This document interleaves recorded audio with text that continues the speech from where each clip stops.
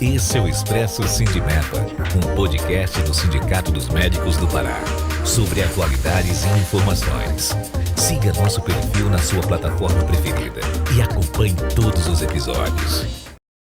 Olá, tudo bom? Estamos de volta a mais um bloco do nosso Expresso Sindimepa. Pessoal, no bloco anterior nós falamos um pouco sobre o cenário atual e os desafios da remuneração médica no Pará. Nesse bloco, nós vamos falar um pouco sobre os impactos e o futuro da profissão. Neste programa, nós estamos recebendo duas convidadas muito especiais, que é a doutora Tereza Cristina, do CRM, e a Isadora, que é vice-diretora do Núcleo Acadêmico do Sindimepa. Meninas, de novo, sejam bem-vindas. Obrigada. Isa, quando você imagina o momento de exercer a medicina, como você enxerga a importância de já existir um piso para a sua categoria? Porque eu acredito que desde antes, quando você prestou o vestibular, você já escolheu o curso porque ele traria uma segurança financeira, não é verdade? Eu acho que isso é um imaginário que muita gente tem, inclusive eu vejo que muitos acadêmicos sofrem a pressão social, tanto pressão social quanto a pressão da família mesmo, de que se mantém aquela ideia romantizada do médico ser bem-sucedido e ter uma boa remuneração.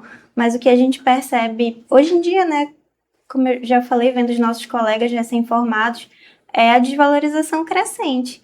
Então, na verdade, foi até um impacto entrar em contato com essas informações sobre as explorações das OS, sobre como hoje em dia o médico precisa responder, por exemplo, ele precisa entrar como um sócio PJ de uma empresa e acaba caindo sobre ele a responsabilidade de algo que ele não tem gerência sobre.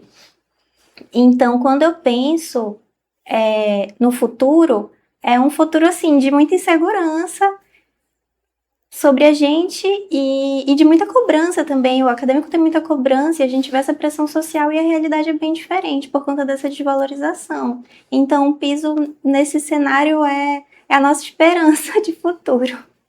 E ele pode te influenciar, por exemplo, numa decisão de permanecer ou não aqui no Pará? Você tem alguma história de um amigo, de algum profissional que de repente teve que sair do Pará por conta disso? Com certeza. A gente observa, assim, por exemplo, os acadêmicos que têm mais destaque não têm pretensão alguma de ficar no Pará.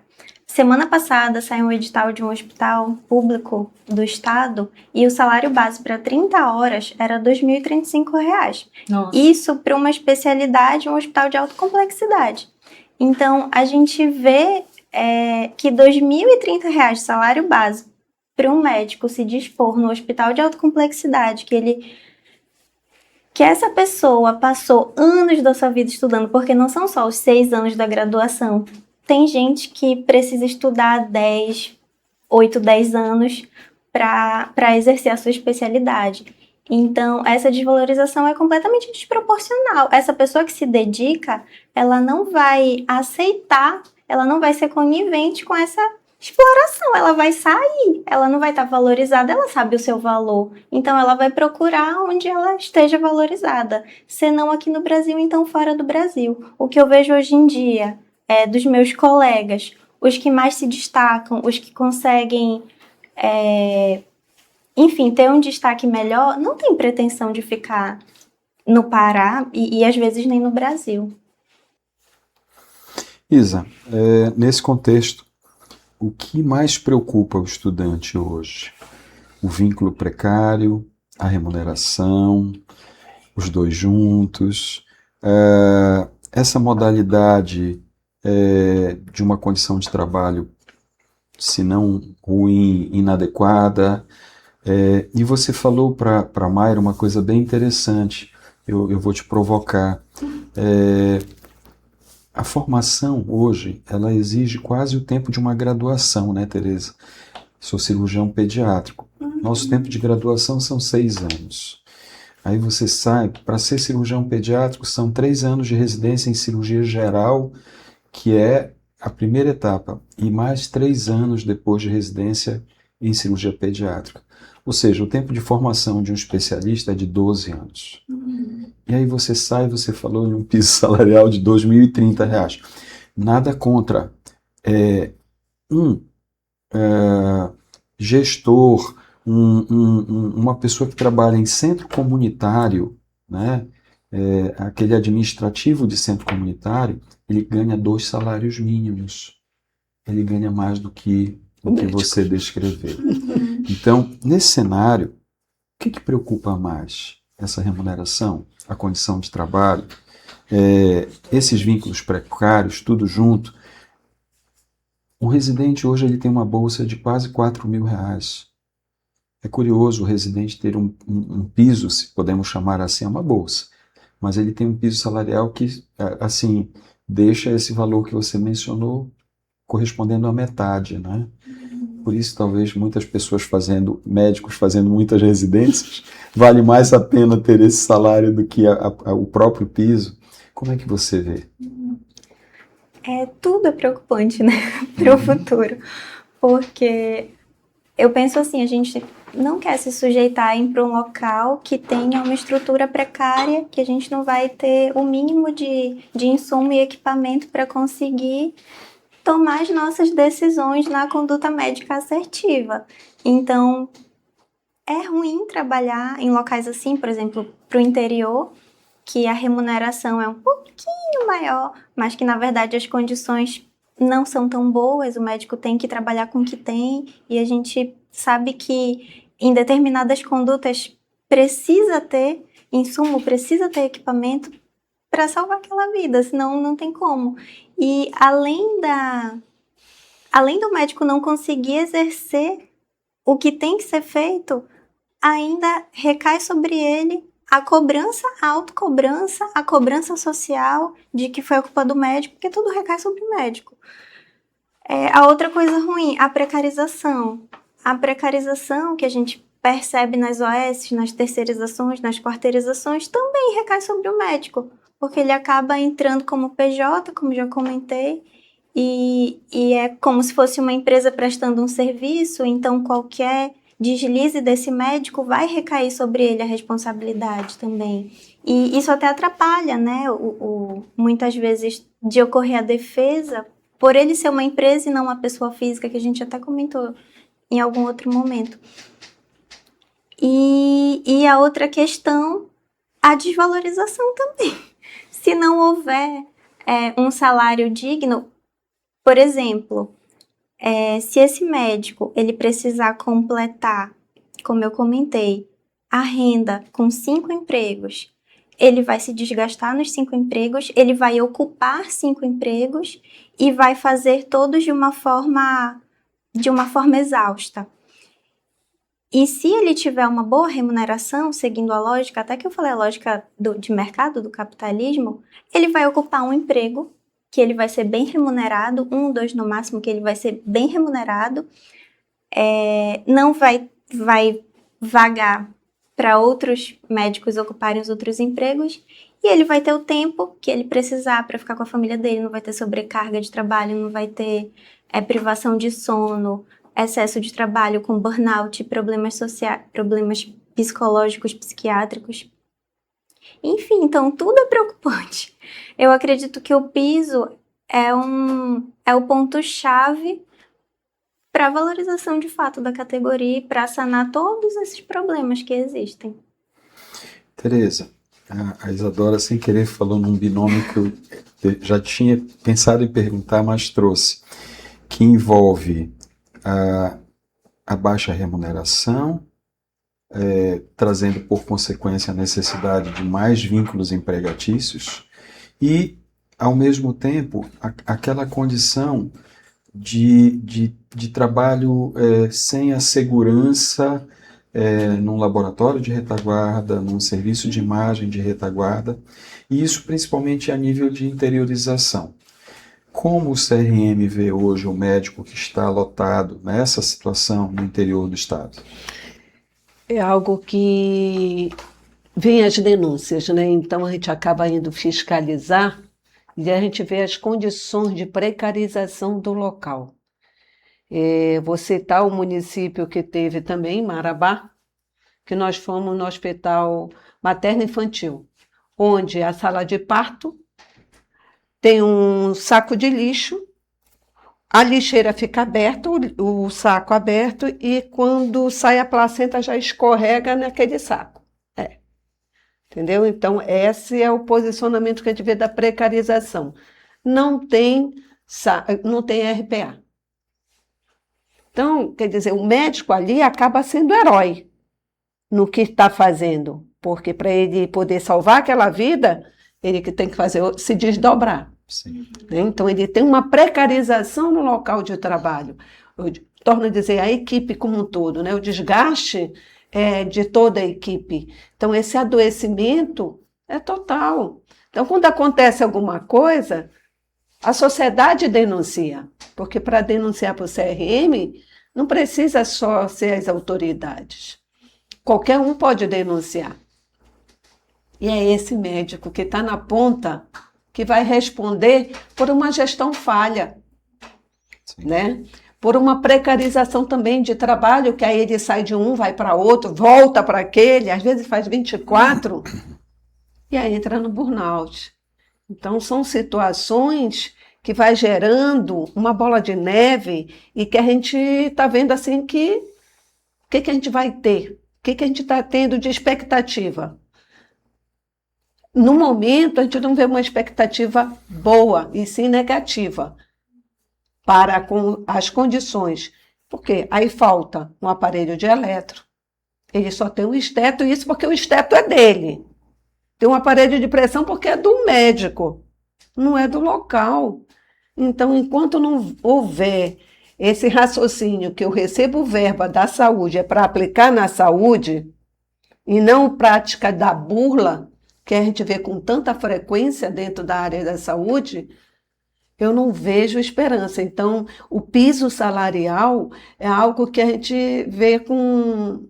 Não são os melhores, né? 10.900 e pouco, passando na Câmara, não seria o ideal.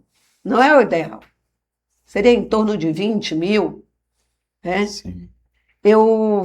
A consulta, 200 e pouco de consulta, uma consulta, se for R$19, é uma consulta que paga o SUS. Então, a gente vê que tem... Se eu tenho para pagar um juiz de 34 a 39 mil, eu não tenho para pagar um médico que lida com vida? Verdade. Entendeu? E quanto mais experiência, isso é um substituto. Se ele tiver mais experiência, vai subindo. Por que o médico sobe? Não sobe nada. Não tem. Então, é algo que é preocupante, sim, e se a gente não se unir, a tendência é a gente virar realmente o sal que muitos gestores falaram que a gente era. É sal e encontra em qualquer lugar. Sim.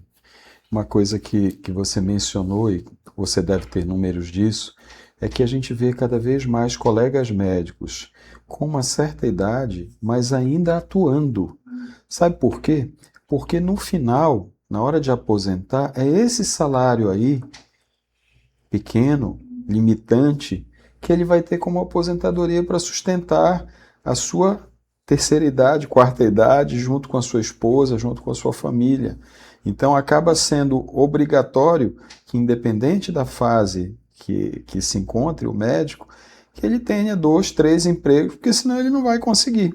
É curioso, né? Enquanto certas profissões, como você bem mencionou, você vê aposentando com menos de 60 anos aí, né?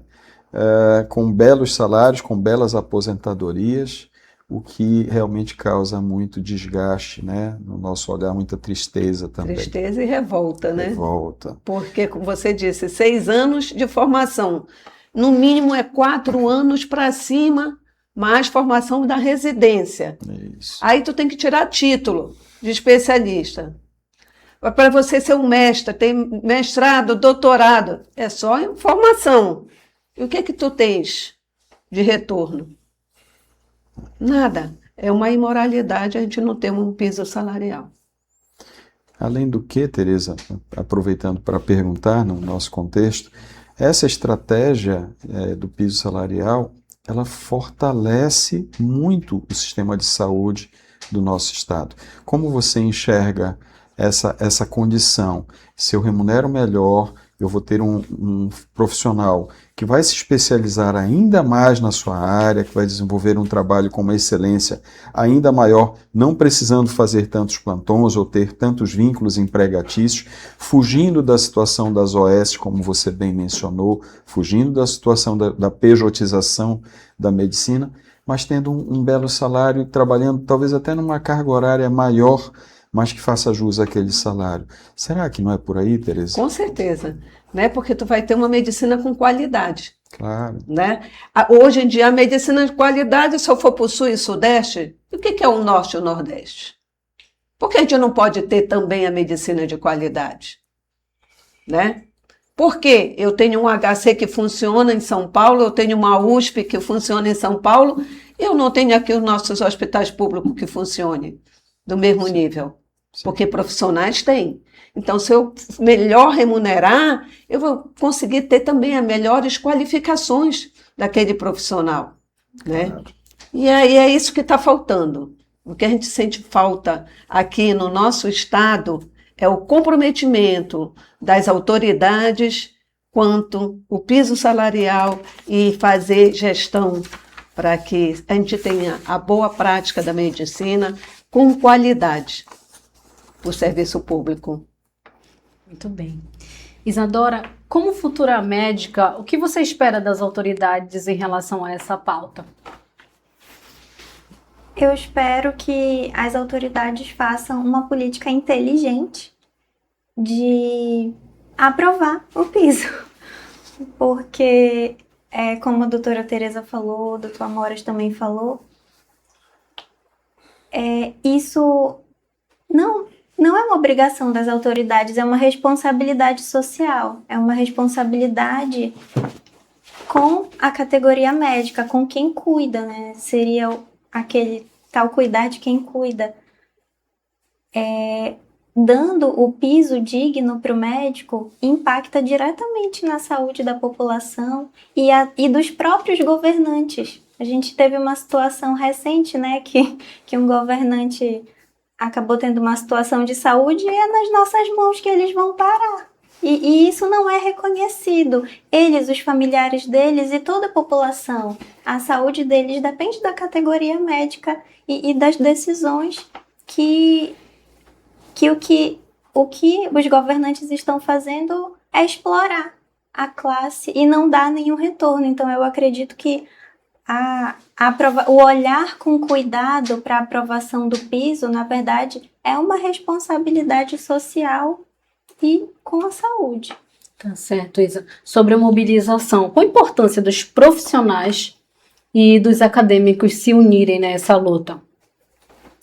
Eu acredito que agora as tratativas que estão ocorrendo na LEPA farão toda a diferença, né? A mobilização vai fazer toda a diferença, porque é uma forma da gente gerar pressão popular. O núcleo acadêmico, ele tem feito também algum trabalho extra, por exemplo, de pesquisa, para agregar a essa mobilização, né? Por exemplo, pesquisas de como anda a satisfação do médico, a saúde mental do médico, a pressão de vários empregos, enfim, satisfação, privação de sono, tudo que já foi dito aqui. Então, eu acredito que a mobilização agora vai ser o ponto-chave mesmo para pressionar. E eu penso assim, uma pessoa é um sopro. Uma unidade inteira, uma mobilização coletiva é uma tempestade, que a gente vai conseguir arrancar raízes e fazer o que a gente quer que aconteça. Conseguir o que a gente quer que aconteça, mas para isso a gente precisa da mobilização coletiva mesmo, dos estudantes, dos médicos, de todo mundo.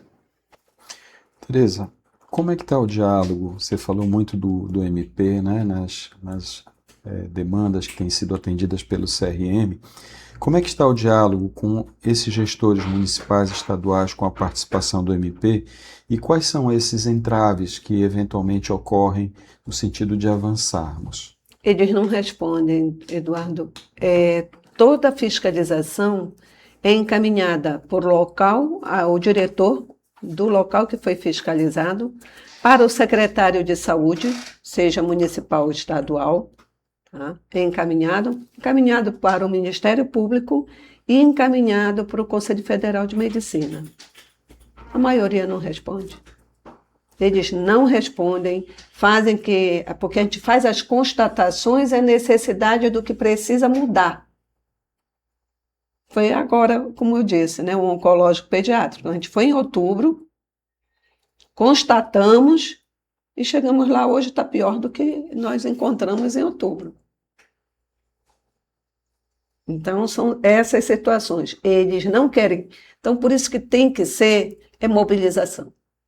É mobilização, conscientizar a sociedade que não é a culpa do médico, não é da equipe de saúde, e sim dos gestores acima.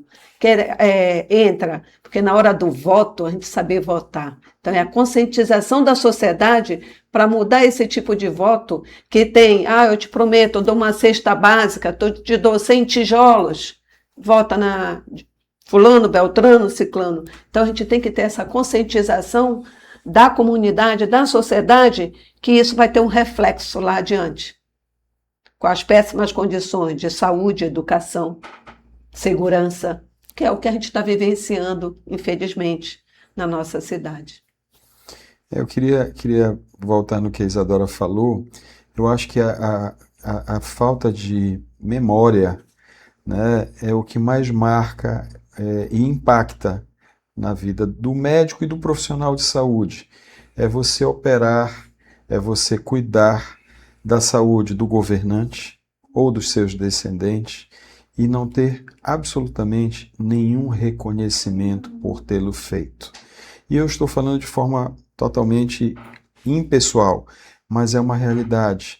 Todos nós, incluindo os gestores, governadores, prefeitos, presidentes, todos um dia poderão precisar. E não há esse cuidado que envolve não só uma questão ética, de dignidade, mas uma questão moral, né? De fazer a lei do retorno acontecer. Puxa, eu fui tão bem atendido pela doutora Isadora, eu vou lutar para que ela tenha uma remuneração justa, digna. Não existe esse reconhecimento, né? Eu acho que chegamos no momento final do nosso podcast, infelizmente. Eu queria deixar o nosso agradecimento do Sindimepa, meu, da Mayra específico, pelo que debatemos, conversamos hoje aqui, a Tereza, em nome do CRM, mas em nome de uma amizade antiga também, né, Tereza? Com certeza. Da Isadora. E eu deixo o espaço para vocês se despedirem, qualquer comentário que queiram fazer. Isa, que mensagem você gostaria de deixar para os estudantes de medicina? E aproveita e faz um chamado para a ação, para a nossa solenidade que vai acontecer na LEPA no dia 23, né? Fala sobre a importância desse movimento e faz um chamado para essa ação. Aproveita para convidar a galera, tá bom? A mensagem que eu quero deixar é que os estudantes se apropriem dessas pautas, estudem o que está acontecendo na saúde de uma forma geral, o que está acontecendo com o futuro do trabalho médico.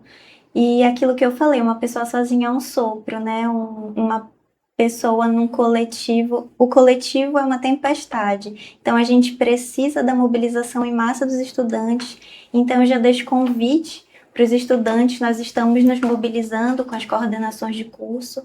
Então, para todos os estudantes que se sentirem tocados por essa pauta, que é coletiva e extremamente necessária, estejam na LEPA, dia 23, às 14 horas, que nós estaremos defendendo o nosso piso diante da Assembleia Legislativa.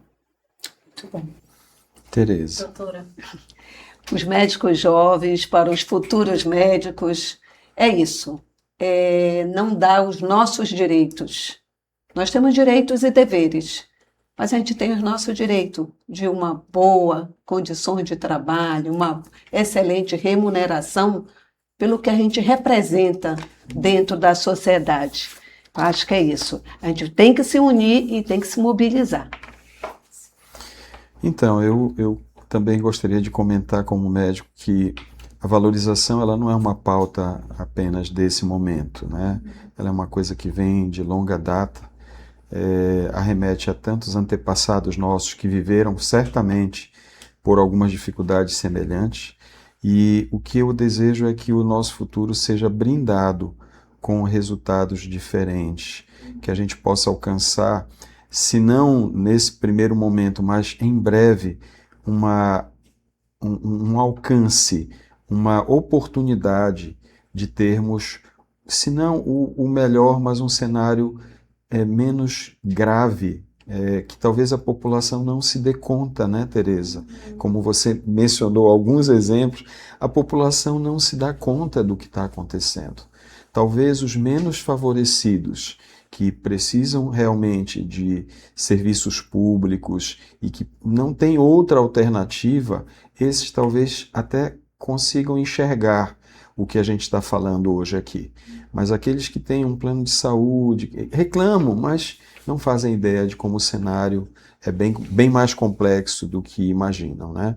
Então eu desejo que Deus nos abençoe, que a gente consiga alcançar nessa ida à Assembleia no dia 23, e convido o CRM em seu nome, convido os colegas, todos os colegas da sociedade médica do nosso estado, a se fazerem representar, a tirar um tempinho da sua agenda, porque se trata de uma causa muito justa e que certamente, como a Isadora mencionou, uma andorinha só não faz verão, né? Quanto mais andorinhas, melhor. Vamos engrossar o caldo desse caldeirão para que a gente possa ter um futuro melhor e deixar para os nossos descendentes isso também.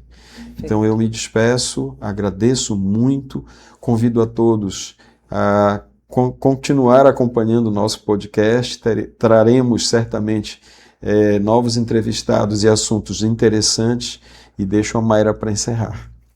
Meninas, muito obrigada pela participação, por contribuírem muito para esse bate-papo. E você que nos acompanha, muito obrigada. Participe, faça parte dessa mobilização, porque é uma luta de todos, dos profissionais, dos estudantes e da sociedade como um todo. Muito obrigada, gente. Obrigada. Até a próxima. Olá, esse é o Expresso Sindimepa, um podcast do Sindicato dos Médicos do Pará, sobre atualidades e informações. Siga nosso perfil na sua plataforma preferida e acompanhe todos os episódios.